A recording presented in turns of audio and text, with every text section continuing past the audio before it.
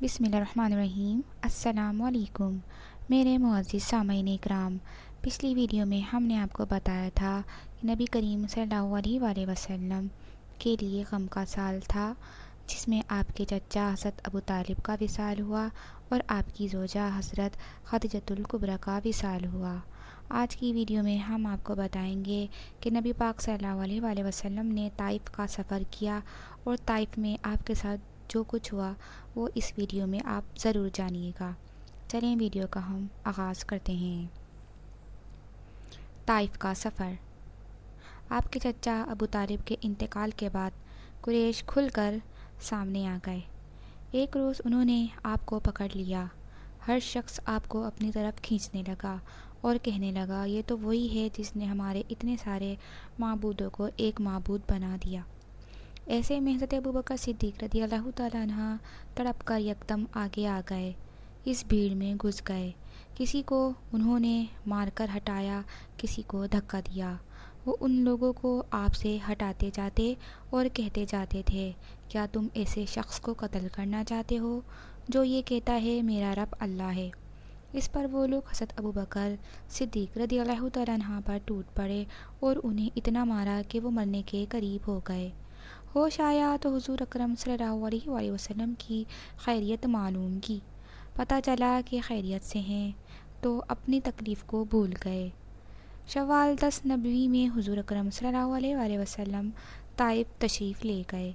اس سفر میں صرف آپ کے غلام حضرت زید بن حارثہ رضی اللہ تعالیٰ عنہ آپ کے ساتھ تھے۔ طائف میں ثقیف کا قبیلہ آباد تھا۔ آپ یہ اندازہ کرنے کے لیے طائف تشریف لے گئے کہ قبیلہ ثقیف کے دلوں میں بھی اسلام کے لیے کچھ گنجائش ہے یا نہیں۔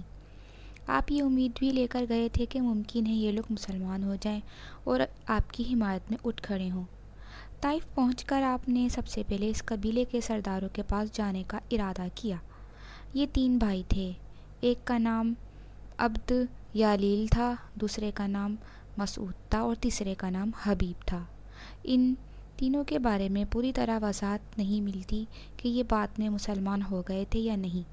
بہرحال آپ نے ان تینوں سے ملاقات کی۔ آپ نے آنے کا مقصد بتایا، اسلام کے بارے میں بتایا اور انہیں اسلام کی دعوت دینے کے ساتھ مخالفوں کے مقابلے میں ساتھ دینے کی دعوت دی۔ ان میں سے ایک نے کہا، کیا وہ تم ہی ہو جسے خدا نے بھیجا ہے؟ ساتھ ہی دوسرے نے کہا، تمہارے علاوہ خدا کو رسول بنانے کے لیے کوئی اور نہیں ملا تھا؟ اس کے ساتھ ہی تیسرا بول اٹھا، کہ خدا کی قسم میں تم سے کوئی بات چیت نہیں کروں گا، کیونکہ اگر تم واقعی اللہ کے رسول ہو تو تمہارے ساتھ بات چیت کرنا بہت خطرناک ہے۔ یہ اس نے اس لیے کہا تھا کہ وہ لوگ جانتے تھے کسی نبی کے ساتھ بحث کرنا بہت خطرناک ہے، اور اگر تم نبی نہیں ہو تو تم جیسے آدمی سے بات کرنا زیب نہیں دیتا۔ آپ ان سے مایوس ہو کر اٹھ کھڑے ہوئے۔ ان تینوں نے اپنے یہاں کے اوباش لوگوں کو اور اپنے غلاموں کو آپ کے پیچھے لگا دیا۔ وہ آپ کے گرد جمع ہو گئے۔ راستے میں بھی دونوں طرف لوگوں کا ہجوم ہو گیا۔ جب آپ ان کے درمیان سے گزرے تو وہ بدبخت ترین لوگ آپ صلی اللہ علیہ وآلہ وسلم پر پتھر برسانے لگے، یہاں تک کہ آپ جو قدم اٹھاتے وہ اس پر پتھر مارتے۔ آپ کے دونوں پاؤں لہو لہان ہو گئے، آپ کے جوتے خون سے بھر گئے۔ جب چاروں طرف پتھر مارے گئے تو تکلیف کی شدت سے آپ بیٹھ گئے۔ ان بدبخت اوباشوں نے آپ کی بغلوں میں بازو ڈال کر آپ کو کھڑا ہونے پر مجبور کر دیا۔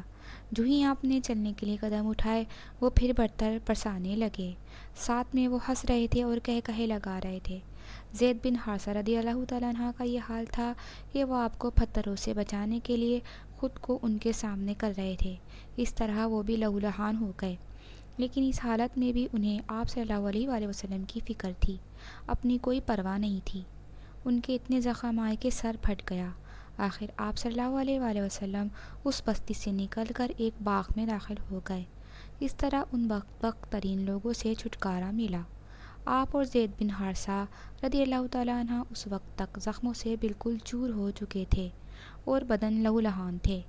آپ ایک درخت کے سائے میں بیٹھ گئے اور آپ نے اللہ سے دعا کی، اے اللہ، میں اپنی کمزوری، لاچاری اور بے بسی کی تجھ سے فریاد کرتا ہوں۔ یا ارحم الراحمین، تو کمزوروں کا ساتھی ہے اور تو ہی میرا رب ہے، اور میں تجھی پر بھروسہ کرتا ہوں۔ اگر مجھ پر تیرا غضب اور غصہ نہیں ہے تو مجھے کسی کی پرواہ نہیں۔ اسی وقت اچانک آپ نے دیکھا کہ وہاں باغ کے مالک عتبہ اور شیبہ بھی موجود ہیں۔ وہ بھی دیکھ چکے تھے کہ طائف کے بدماشوں نے آپ کے ساتھ کیا سلوک کیا ہے۔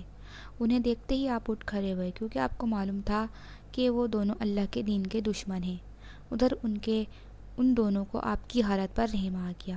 انہوں نے فوراً اپنے نصرانی غلام کو پکارا، اس کا نام عداس تھا۔ عداس حاضر ہوا تو انہوں نے اسے حکم دیا، اس بیل سے انگور کا خوشہ توڑو اور ان کے سامنے رکھ دو۔ عداس نے حکم کی تعمیل کی، انگور آپ کو پیش کیے۔ آپ نے جب انگور کھانے کے لیے ہاتھ بڑھایا تو فرمایا بسم اللہ۔ عداس نے آپ کے منہ سے بسم اللہ سنا تو اس نے اپنے آپ سے کہا، اس علاقے کے لوگ تو ایسا نہیں کہتے۔ تو آپ صلی اللہ علیہ وآلہ وسلم نے اس سے پوچھا کہ تم کس علاقے کے رہنے والے ہو اور تمہارا دین کیا ہے؟ عداس نے بتایا کہ وہ نصرانی ہے اور نینوا کا رہنے والا ہے، اور اس کے منہ سے نینوا کا نام سن کر آپ نے فرمایا، تو تم یونس علیہ السلام کے ہم وطن ہو جو متی کے بیٹے تھے۔ عداس بہت حیران ہوا، بولا، آپ کو یونس بن متی کے بارے میں کیسے معلوم ہوا؟ خدا کی قسم، جب میں نینوا سے نکلا تھا تو وہاں 10 آدمی بھی ایسے نہیں تھے جو یہ جانتے ہوں کہ یونس بن متی کون تھے، اس لیے آپ کو یونس بن متی کے بارے میں کیسے معلوم ہو گیا؟ اس پر نبی اکرم صلی اللہ علیہ وآلہ وسلم نے فرمایا کہ وہ میرے بھائی تھے، اللہ کے نبی تھے اور میں بھی اللہ کا رسول ہوں۔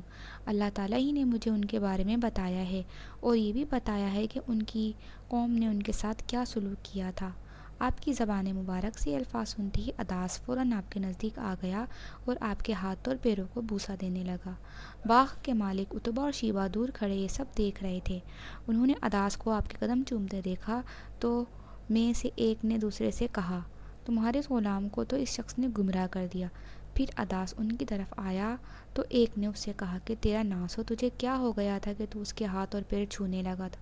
اس پر عداس بولا، میرے آقا، اس شخص سے بہتر انسان پوری زمین پر نہیں ہو سکتا۔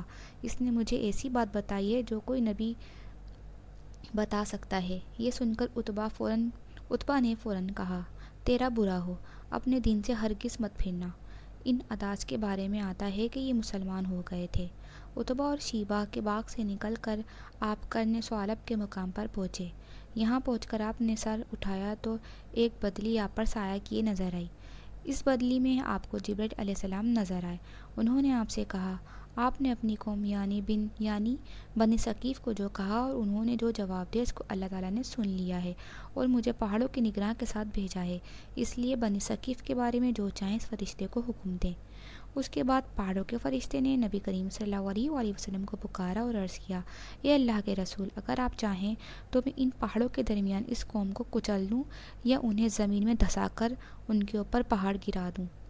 پہاڑوں کے فرشتے کی بات کے جواب میں آپ صلی اللہ علیہ وسلم نے فرمایا، نہیں، مجھے توقع ہے کہ اللہ تعالیٰ ان کی اولاد میں ضرور ایسے لوگ پیدا فرمائے گا جو اللہ تعالیٰ کی عبادت کریں گے اور اس کے ساتھ کسی کو شریک نہیں ٹھہرائیں گے۔ اس پر پہاڑوں کے فرشتے نے جواب دیا، اللہ تعالیٰ نے جیسا آپ صلی اللہ علیہ وآلہ وسلم کو نام دیا ہے، آپ صلی اللہ علیہ وسلم حقیقت میں رؤوف و رحیم ہیں، یعنی بہت معاف کرنے والے اور بہت رحم کرنے والے ہیں۔ سبحان اللہ۔ میرے معزز سامعین اکرام، اس سے اگلے واقعات آپ ہماری اگلی ویڈیو میں ضرور ملاحظہ کیجیے گا۔ جب تک کے لیے اللہ حافظ، شکریہ۔